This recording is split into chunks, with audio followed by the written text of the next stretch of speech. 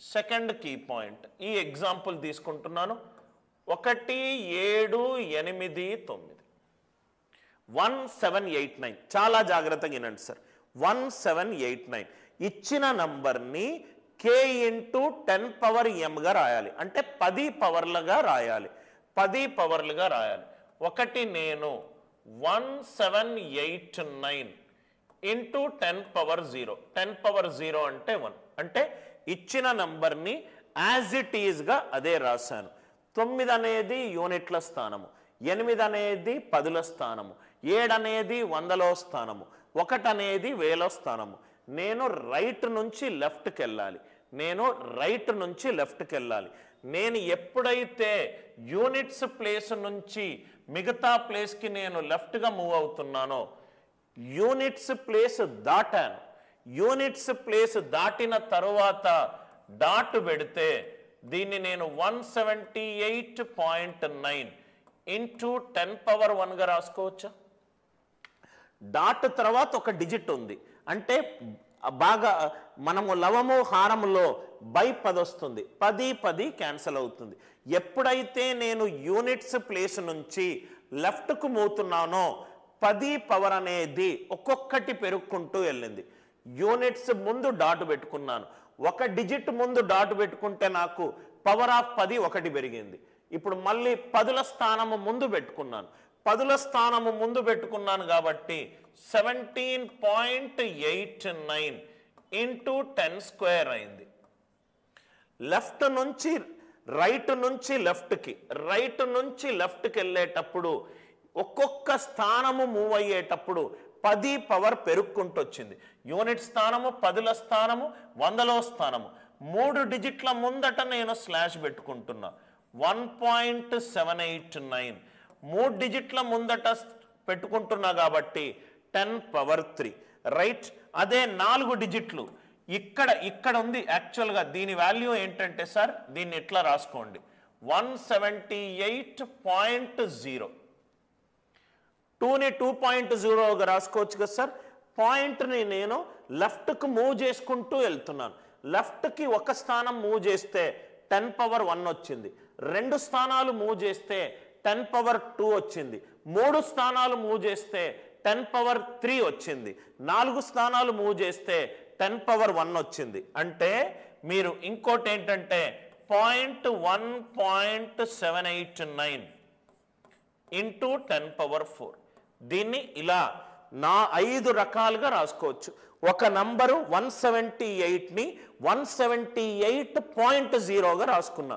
Point నేను మెల్లమెల్లగా left side shift చేస్తూనే ఉంటే ఫస్ట్ ప్లేస్కి షిఫ్ట్ చేసిన పవర్ 10 1 పెరిగింది. 2 ప్లేసెస్కి షిఫ్ట్ చేశాను 10 పవర్ 2 అయింది. 3 ప్లేసెస్కి షిఫ్ట్ చేశాను 10 పవర్ 3 అయింది.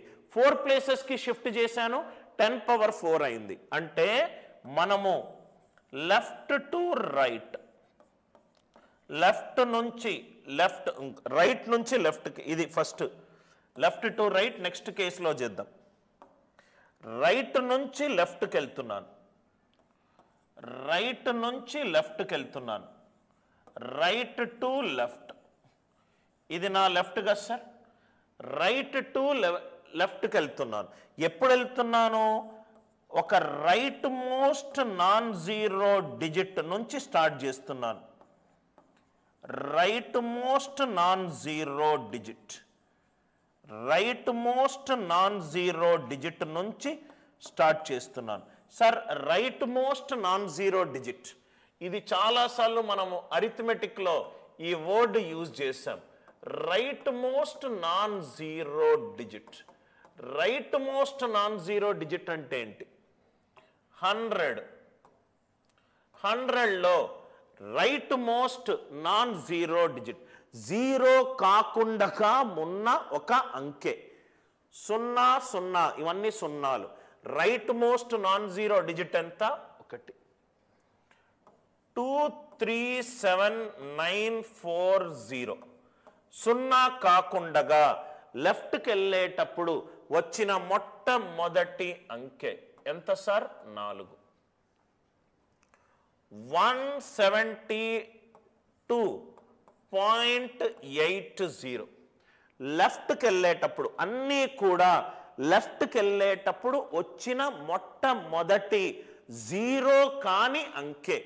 లెఫ్ట్కి వెళ్ళేటప్పుడు నేను లెఫ్ట్కి వెళ్తున్నాను, జీరో కాకుండా నాకు వచ్చిన మొట్టమొదటి అంకె, జీరో కాకుండా నాకు వచ్చిన మొట్టమొదటి అంకె 0.00345 3458 లెఫ్ట్కి వెళ్ళేటప్పుడు నాకు వచ్చిన మొట్టమొదటి ఆ కండిషన్ మాత్రం చూసుకోవాలి సార్. k × 10 పవర్ m 0.5 నుంచి k వరకు ఉండాలి. సో ఐదర్ మనము లెఫ్ట్కి వెళ్తున్నాం కాబట్టి ఈ ఎగ్జాంపుల్ కేసు నంబర్ 3లో ఈ ఎగ్జాంపుల్ నేను రైట్ చేస్తాను. లెఫ్ట్కి వెళ్ళేటప్పుడు వచ్చిన మొట్టమొదటి right most non zero digits power of 10 increases by 1. మనము ఎన్ని డిజిట్లు లెఫ్ట్కు తీసుకెళ్తూనే ఉంటే అన్ని పవర్ ఆఫ్ 10లు పెరుగుతూనే ఉంటుంది. ఒక డిజిట్ ముందు ఇప్పుడు 1789.0 ఇది చూడండి సార్, 1789.0 ఇది యూనిట్, ఇది 0 ఉన్నది. 0 కాకుండా వచ్చిన ఫస్ట్ అంకె 9 ముందు ఒక డాట్ పెట్టుకుంటే 10 పవర్ 1 అయింది. 9 తర్వాత 8 ముందు ఒక డాట్ పెట్టుకుంటే 10 పవర్ 2 అయింది. 7 ముందు ఒక డాట్ పెట్టుకుంటే 10 పవర్ 3 అయింది. 1 ముందు ఒక డాట్ పెట్టుకుంటూనే ఉంటే 10 పవర్ 4 అయింది. ఎన్ని డిజిట్లు right most non zero digits move అయ్యే కొద్దీ నాకు పవర్ ఆఫ్ 10 పెరుగుతుంది. లెఫ్ట్కి వెళ్ళేటప్పుడు పవర్ ఆఫ్ 10 పెరుగుతుంది. లెఫ్ట్కి వెళ్ళేటప్పుడు పవర్ ఆఫ్ 10 పెరుగుతుంది. సార్ ఎందుకు పెరుగుతుంది అనే ఒక స్టూడెంట్కే ఎగ్జాంపుల్ ఇది ఒక డిజిట్ ముందు డాట్ పెట్టుకున్నా 10 పవర్ 1, 2 డిజిట్ల ముందు డాట్ పెట్టుకున్నా 10 పవర్ 2, 3 డిజిట్ల ముందు డాట్ పెట్టుకున్నా 10 పవర్ 3, 4 డిజిట్ల ముందు డాట్ పెట్టుకున్నా. డాట్ అనేది లెఫ్ట్ సైడ్కి ట్రావెల్ అవుతుంది. డాట్ లెఫ్ట్ సైడ్ ట్రావెల్ అవుతే పవర్ ఆఫ్ 10 ఒక్కొక్కటి పెరుగుతూ వెళ్తుంది. First, second and third example clear అయింది కదా సార్. సార్ మరి డాట్ రైట్కి వస్తే ఎట్లా? ఇక్కడ చూడండి సార్, థర్డ్ ఎగ్జాంపుల్ సపోజ్గా 0.0023 ఇది సార్. మరి డాట్ నేను లెఫ్ట్ సైడ్ మూవ్ చేశాను. లెఫ్ట్ సైడ్ మూవ్ చేసినప్పుడు పవర్ ఆఫ్ 10 ఒకటి పెరుగుతుందన్నారు. అదే డాట్ నేను ఇప్పుడు నాకు డాట్ చివరిలో ఉన్నది సార్, నాకు ఇటువైపు ఉంటే ఎట్లా? డాట్ నేను మూవ్ చేయాలి. డాట్ రైట్ సైడ్ షిఫ్ట్ చేశాను అనుకోండి, దీన్ని నేను 0.023 ఇంటూ 10 పవర్ -1గా రాసుకోవచ్చు కదా సార్. ఎలా అవుతుంది సార్? 0.023 అంటే 23/1000 అంటే 10 క్యూబ్. పాయింట్ తర్వాత ఎన్ని అంకెలు ఉంటే అన్ని 10 పవర్ హారాల్లో వస్తుంది. ఇంటూ 10 పవర్ అంటే 23 ఇంటూ 10 పవర్ -4, 23 ఇంటూ 10 పవర్ -4 అంతే కదా సార్. 1 2 3 4 అంకెలు వచ్చాయి. సో డాట్ నేను రైట్ సైడ్ షిఫ్ట్ అయ్యే కొద్దీ రైట్ నాకు మైనస్కి వస్తుంది. లెఫ్ట్ టు రైట్కి వెళ్ళేసరికి పవర్ ఆఫ్ 10 ప్లస్ అవుతుంది. అదే నేను రైట్ సైడ్ 2 డిజిట్స్ తర్వాత వచ్చేస్తే ఏమవుతుంది సార్? 0.00.23 into 10 power -2. 1 డిజిట్ తర్వాత పెట్టుకుంటేనేమో 10 పవర్ -1, 2 డిజిట్ల తర్వాత పెట్టుకుంటేనేమో 10 పవర్ -2, 3 డిజిట్ల తర్వాత పెట్టుకుంటేనేమో 10 పవర్ -3, 4 డిజిట్ల తర్వాత పెట్టుకుంటేనేమో 10 పవర్ -4. డాట్ను నేను గనక రైట్ సైడ్ షిఫ్ట్ చేస్తే right it is decreasing by 1.